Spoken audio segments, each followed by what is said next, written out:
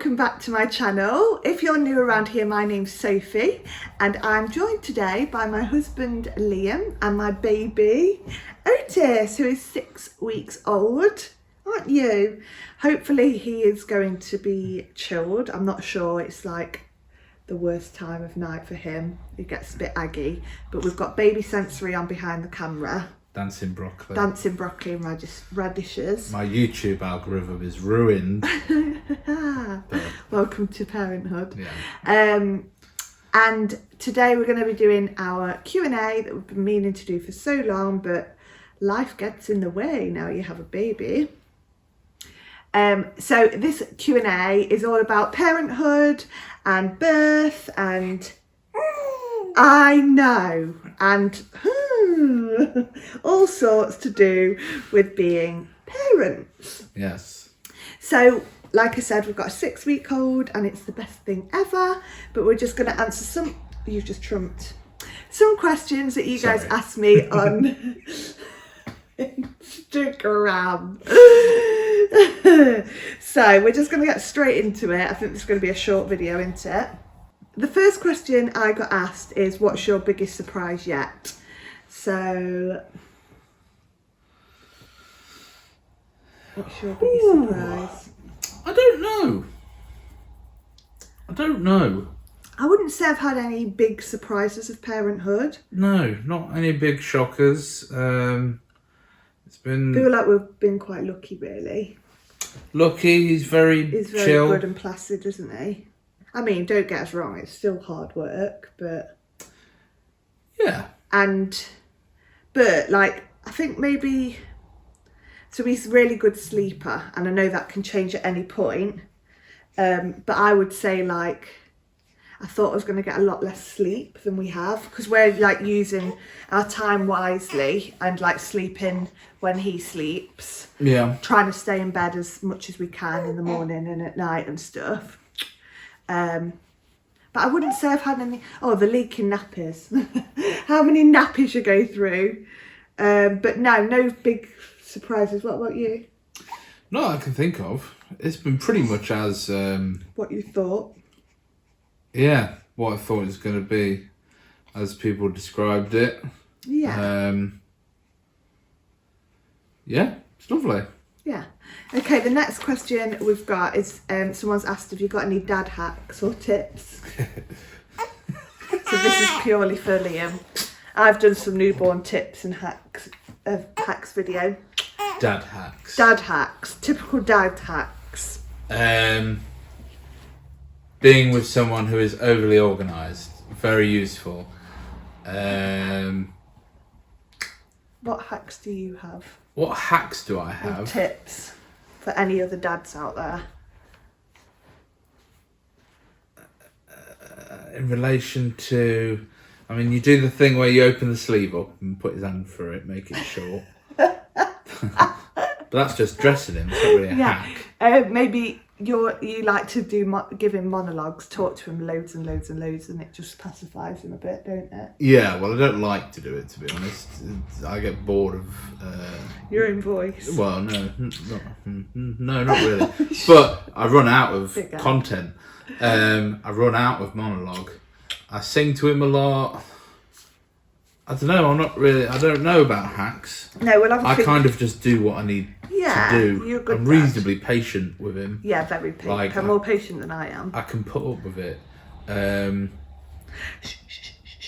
you know, I'm not out the door at 8 o'clock in the morning to go to work. No, we're very and lucky. stuff, so Liam works from home. So I've not got much of a short fuse. No. The chill is inherited.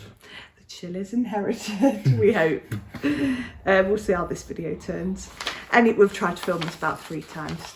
Anyway, I ruined the next question is, again, it's how is Liam finding it? Yeah, good. I mean, you're very on it with, like, you're very good at stuff.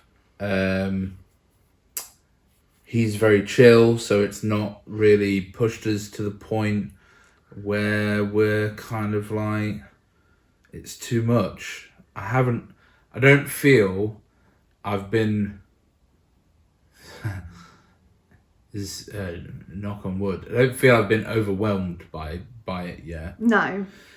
And part of that, to be honest, is because the after the birth itself was pretty. Yeah, we'll come to that because we've got a question about intense. that. So it's felt reasonably just nice, easy sailing so far in comparison to that little sort of hard blip bit at the beginning. Yeah. So yeah, you're finding it. That would be good. A surprise. Yeah, we'll come to that.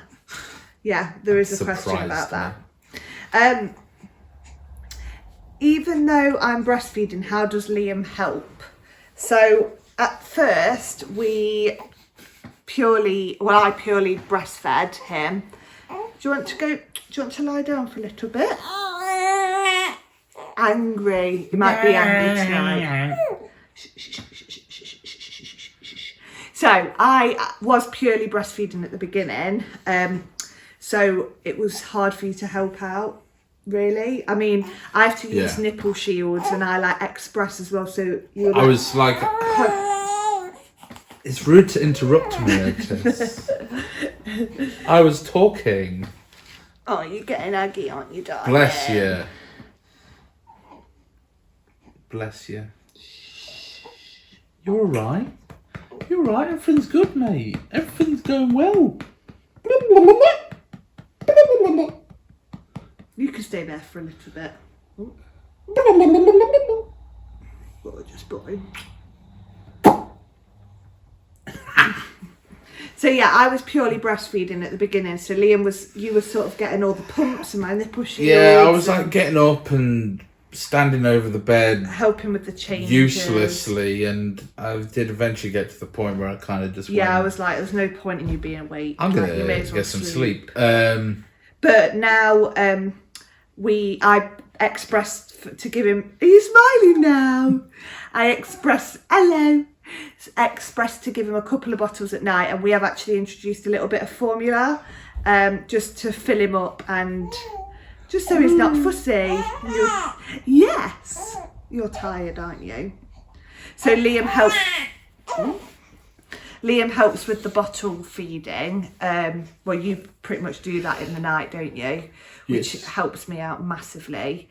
So I feel like we've got a real good balance with the feeding. Okay, guys, we had a short interval. Probably going to have another interval, but we're going to carry on and probably going to have to edit this video quite a lot. Yeah. I needed changing. So. Someone asked about colostrum. How much colostrum did I take? So I took about 20 syringes, which the hospital froze. So if you're wondering if that can happen, yes, it can. And yes, I used it all. And if I had more, I would have taken more. So if you did it on the first night. Yeah, pretty much the first night used it all. So if you are planning on doing this, I would say do as much as you can, because for me, I should have done more and I was actually expressing more, but I didn't have any containers, so I was just expressing and chucking. I don't know why I did that, but anyway, I did that at the end of my pregnancy. I hope this isn't annoying me rocking on this video like a possessed child. So yes, I would really recommend, if you are able to express your colostrum, do it, and it's brilliant. And even if you don't use it, you can use it for things like if the baby's got a bad eye, you can actually use it on that. You can actually you know what I mean, like bad specific, or like heat rash or anything like that. I believe you can use it on stuff like that. On baby acne as well. I use actually breast milk on baby acne and it seems to help it. And if you don't use it for that, you can actually like mix it in their food when they're 6 months old. I think it only lasts 6 months actually. I don't know, you'd have to check that out, but you can, there's all sorts of things you can use it for. So yes, I hope that answered your question on colostrum. Next one is anything that we've had that we haven't used, or like anything that's like, you know, that people tell you to get but you don't actually need. I guess everyone's different, but yeah, don't really want to be that person who tells you one thing and then it ends up another. But the only thing that I've had, we had loads and loads of that we haven't seemed to use a lot, is vests. But I mean, we are putting because them. you're terrified he's going to get cold legs. Yeah, but I mean, people tell you to put them under baby grows, which we actually have started doing because it's getting a bit colder. But we had loads of them. I would say get more baby grows than you need because we've got 3. Oh, you mean vests under baby grows rather than just a vest? Yeah. Yeah. So you run cold, I run hot. So I know, but I always think it's too hot, and you always think it's too cold. Yeah, but the rule of thumb is how many layers you're wearing. Put an extra one in him. That's apparently rule of thumb. Anyway, this is the first day I've worn 2 layers. And me. This year.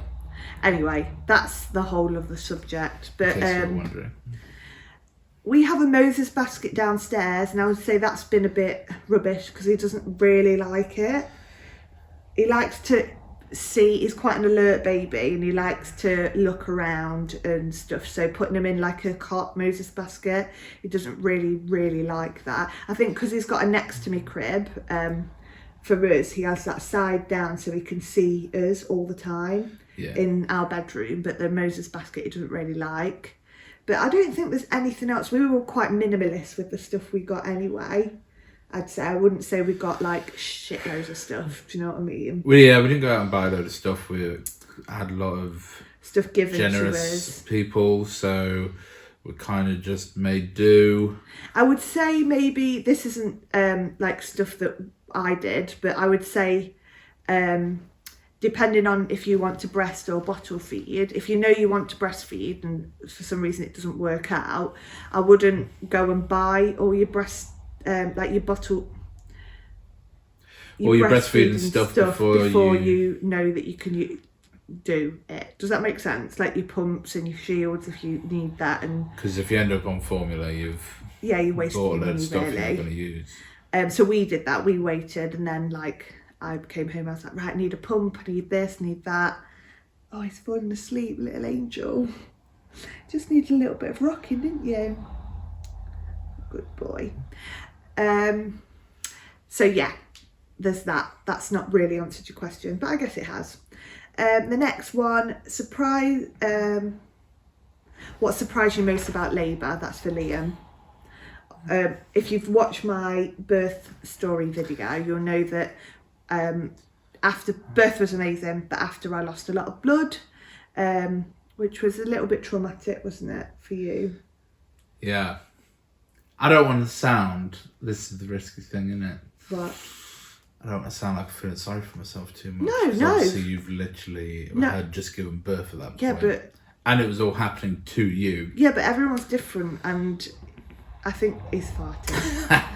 And I think it's probably more traumatic for the person watching. You kind of you just watch, and if you're an anxious person anyway, you've probably played out a not nice situation in your head already. And when you start to see it happening, it's not nice. So that was surprising. I don't know if surprising is a word. Yeah. It was surprising. But the actual labour and stuff and the was lovely, and when he came out, it was great. And you have that joyous moment. It's just the complications meant I just kind of got torn out of it much quicker than I wanted, and it took me.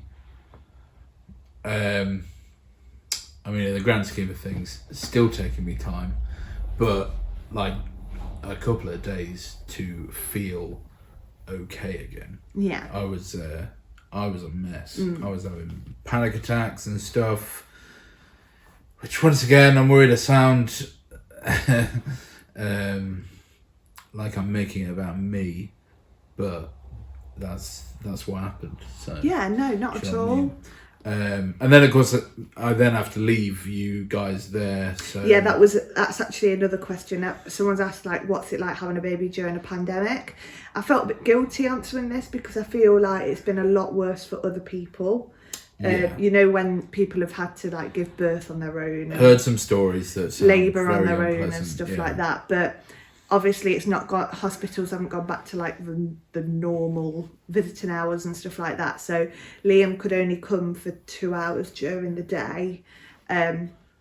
We were not lucky, but because of all the complications after birth, we got to stay on the labour suite, which meant Liam could stay with me. And I think they said, didn't they, because of how traumatic it was, you were able to They were stay. very nice to me. Yes, Yeah, they were I think lovely. they were trying to be extra nice to me. And so you actually managed to. So we had him at 4 a.m, and you actually didn't leave till like 8 p.m. that night, did you? Because we got moved up on the ward. Yeah. And then I got. The visiting hours were like 6 till 8 or something. And then I nipped home and got the colostrum. Oh yeah, and they actually allowed you to come back, didn't they, to give it me. I think the actual midwives and the nurses and stuff at the hospital don't really agree with that 2-hour visiting hours for like people that have had babies. They all do. Well, they like it, obviously they agree, and they have they to follow agree the it's rules safe and stuff. everything, and everyone wants to be. But they find it extra really cautious hard. for the people who are. I think one midwife said how hard it was on like Father's Day, didn't she? That the dads had to leave and stuff. So, yeah, I feel very lucky that you were able to be at the birth and labour with me, and yeah. So I feel a bit guilty answering that question, because if I'm honest, it was hot. It was very hard being like pretty much on my own for the whole day, especially after like the trauma and stuff, for you to come for 2 hours. And it was that first day when you came, being at hospital, you came, spent 2 hours with me and then left, and that was horrible. I cried my eyes out because I was struggling with the feeding as well, wasn't I?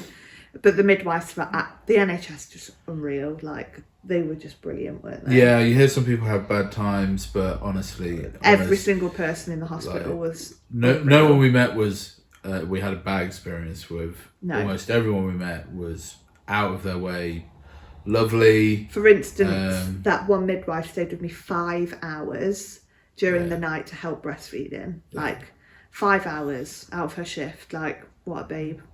Yeah. But yeah. To be honest, the having to go home thing was probably a good thing for me in the grand scheme of things, because I needed some sleep. We were both exhausted, weren't we? But I think when you've been through it, as in me, the adrenaline kicks in and it does allow me to stay awake. I stayed awake for 3 days, basically.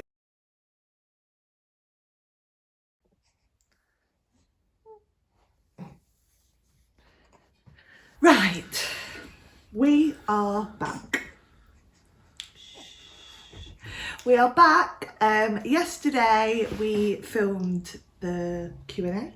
We sat here, filmed probably about 45 minutes worth of footage, and the camera died halfway through. Well, somebody forgot to charge their phone. I forgot to charge my phone. It didn't die, the low battery thing came up, so it stopped recording apparently. I didn't know that. So it was a bit fuming. We attempted to film again, but this little man woke up and wanted to go to bed, didn't you, darling? Oh, are you not going to let us film now? What's the matter? You've just had a feed. What could possibly be wrong?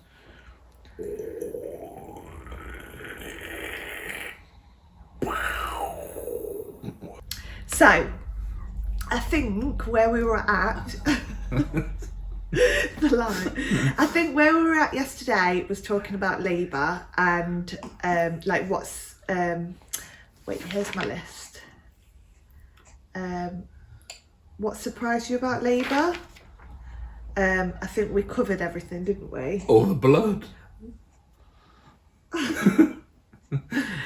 But like on a positive note, would you say the labour was positive? Yeah. Yeah, the actual labour and the giving birth. Did he just jump? No, it was my fingers on the sofa. Right. Yeah, it's kind of a struggle now because I don't know what I've said and what I haven't said. Labour itself was great. Yeah. Enjoyed it. Was very impressive to see you do it.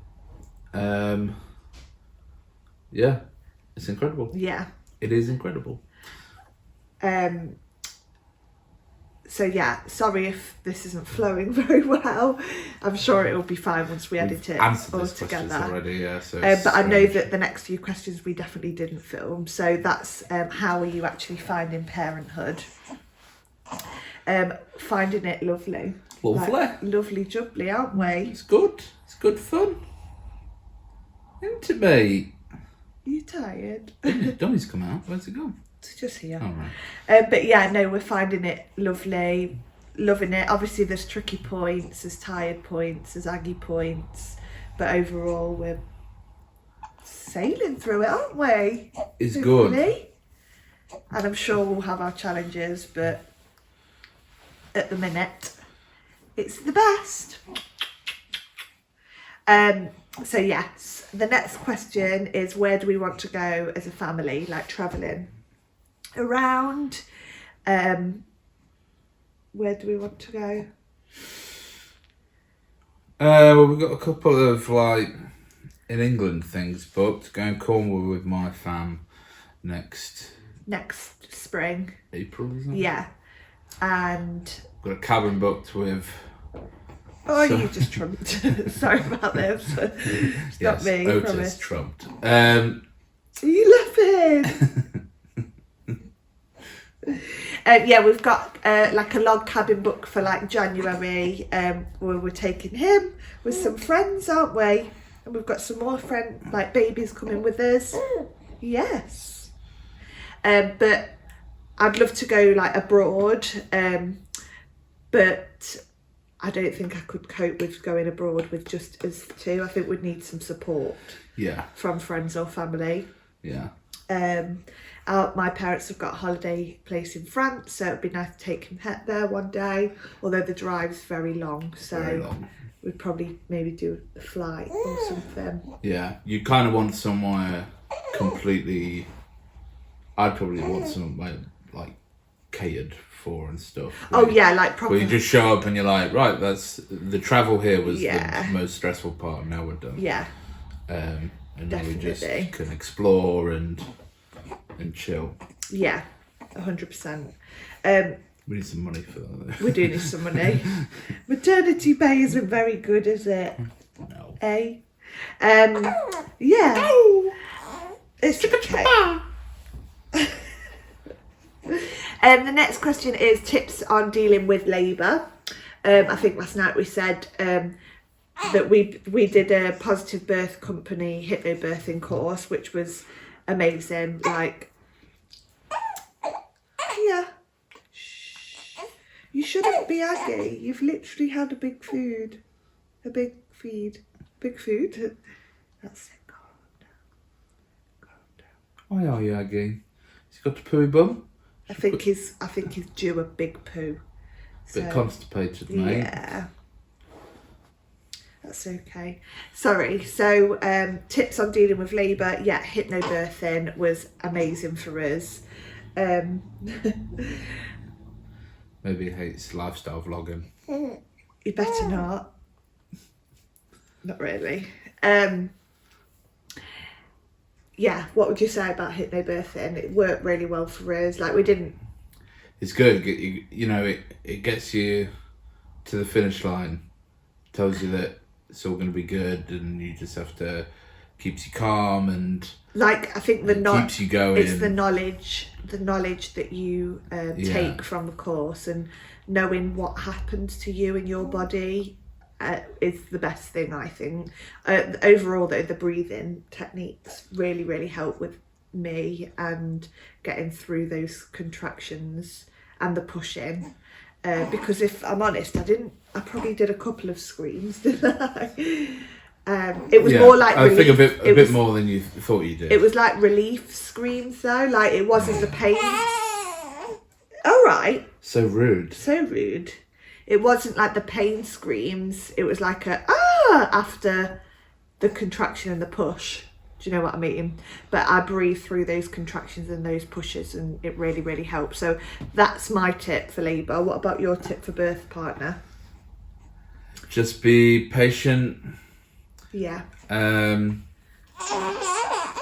Be supportive. Be patient, be supportive, get over yourself. You're not doing the hard part. But also, like, it is hard, like you just said, on the birth partners as well. But ultimately, that was because sort of like there was unforeseen circumstances.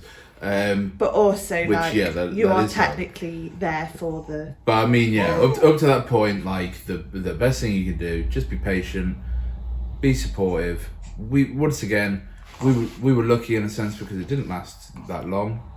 We had great midwives as well. We had great midwives who weren't patronising at all to me. They were really nice. I had a few people tell me like, oh, they're not very nice to the blokes. But now I suspicion that maybe those blokes weren't that nice either, because they were lovely to me.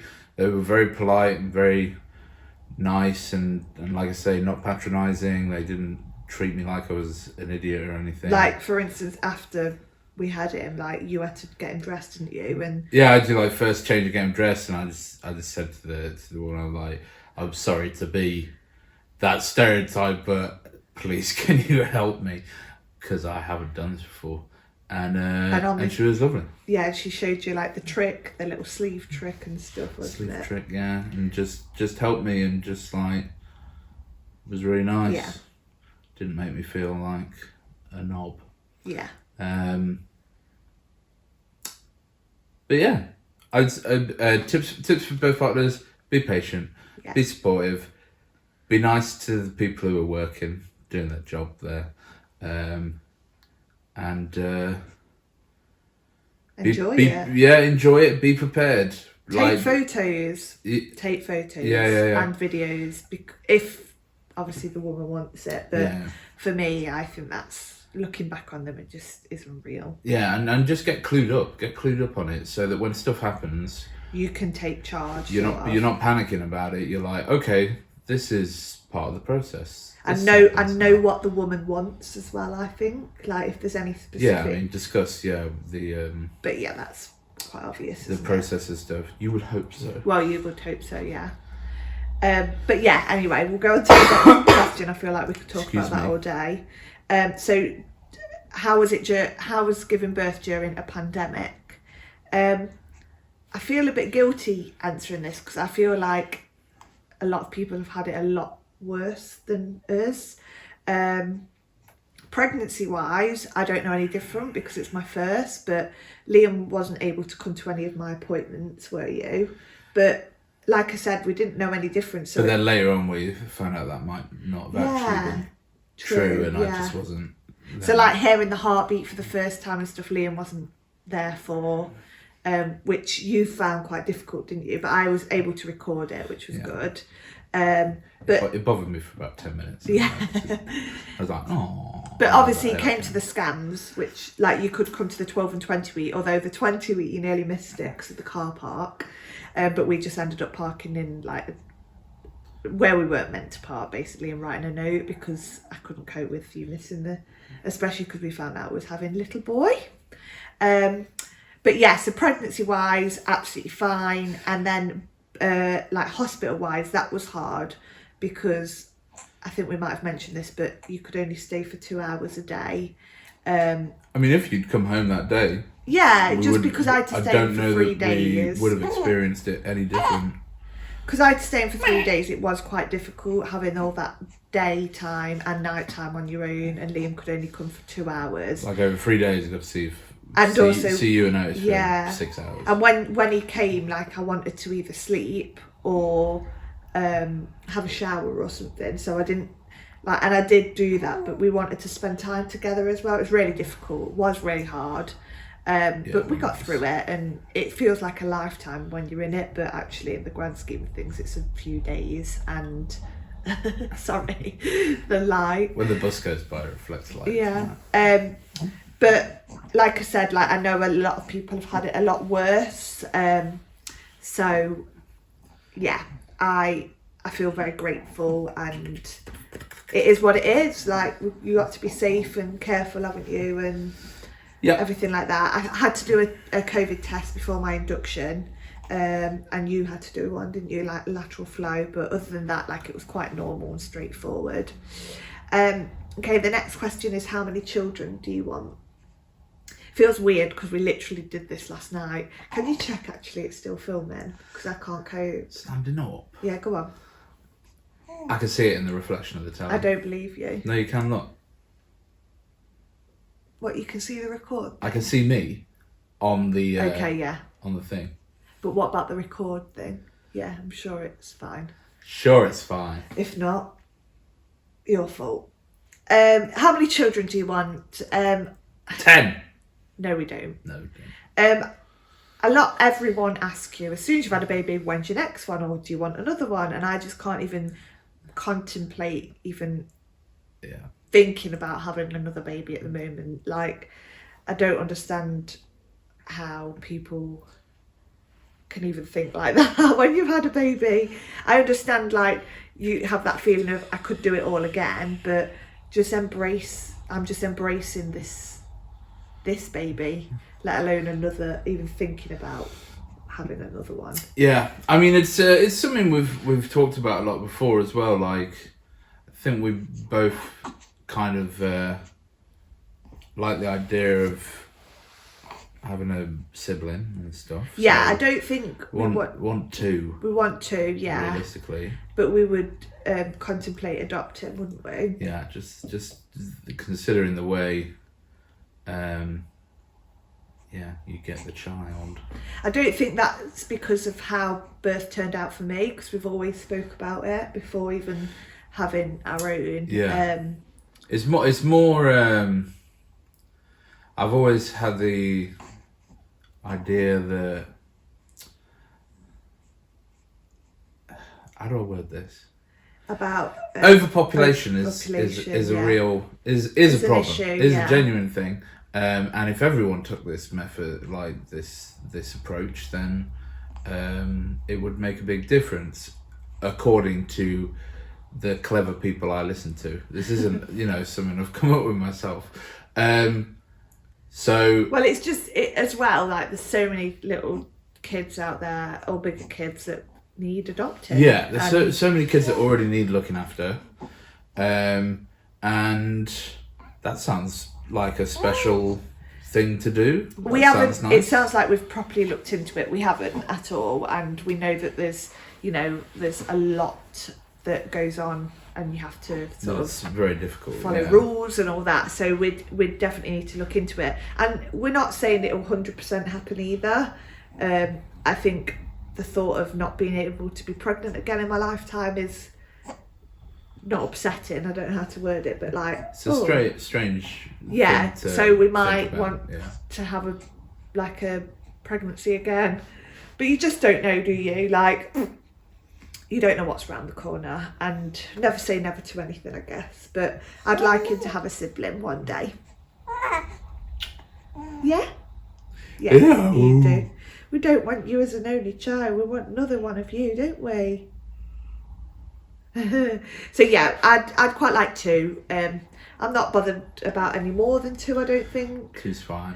But you never know. Never say never. Okay, we've got two more questions then. So, how long did it take you to conceive? Now, I struggle with this one because it's obviously quite a tough subject for many people, and it sounds silly, but I almost feel guilty because I know how difficult it is for people to conceive. A lot of my friends, people that are going through it now, like, I literally take give them all my love and support, but it didn't take us very long to conceive at all. It took us 2 months, didn't it? Yeah, we were very fortunate. Very lucky, and it's like the guilt thing, but then people are like, you shouldn't feel guilty, like, that's amazing. And yeah, it is. But even in them first sort of 12 weeks, I was convinced something bad was going to happen. And I was just kept saying, how is it going so well? It's a strange thing, because it's like, with all the, awareness of all this stuff, like miscarriages and everything else, stuff that I don't feel I knew too much about until, I don't know, the last sort of 5 years. I see a lot more stuff about it and everything else. Like, my sister had a miscarriage as well. So. Yeah, which is it's great that that information is out there and people are learning about it and knowing that people are going through tougher times. It did mean that, pretty on edge for those first 12 weeks. I think we both were really. I think as soon you just get made aware of all these things, and then you're like, oh right, that's gonna happen to us. Yeah, that's you're waiting for it almost. And then like every sort of scan and appointment and everything becomes such a big moment that you're like leading up to, and it just went well, and we're very grateful and lucky. Very grateful. And in that, it's not guilty. It's just that your heart just goes out to those other people, just like, all the time. But bless you if you're struggling. And like it might happen to us in the future. You can't plan it, can you? Yeah. So. But it's. We'll go in a minute, darling. I think you're still hungry, aren't you? Eating those hands. We can't fill you, can we? No. And we'll finish it off with what's your must-haves, so baby must-haves. I have done a video on this which actually went up on the other day. It hasn't yet, but it will have by the time we put this one up. So must-haves for me are nappy caddies in every room. We made a Moses basket changing mat that we've had put downstairs, which we use more than anything, and that works really well because it's a changing mat, but it doesn't look horrific. A seat, like a seat for him to sit in. Oh darling, okay. But any more must-haves? An angel care bath seat has been a lifesaver. White baby grows for the night time if you have poo explosions. I dyed one because you can bleach it basically. Other must-haves. Oh, we said storage, didn't we? Storage, so that you can put things away. The horrible looking baby stuff away, and it can still feel like your house. But also, on that note, get the horrible looking baby stuff as well, because they need it for the sensory and stuff. I'm not saying don't get it. I'm saying toys and stuff like that. Like we've got a nice rattan chest over there. That's just going to be for his toys. That looks nice, but it's full of hideous, ugly baby things. So I don't have to look at them. I know one more thing as well. Metanium for the bum, nappy rash cream, and lanolin for your nipples. All right, darling. All right, sweetheart. Shall we leave it there? I think we shall. Right, guys, we're going to leave it there. We're going to try and fill this one up because he's eating everything. Thank you so much for watching. Sorry this took so long to get out there. Let us know what other sort of content you'd like us to film. Maybe not baby related. I think you should be in more videos. Do you think Liam should be in more videos? Let us know. Do a cooking video? Yeah, let's do a cooking video. Christmas baking. Yes. Mainly because I want baked goods in the house. Yeah, okay, let's do that. Sounds good.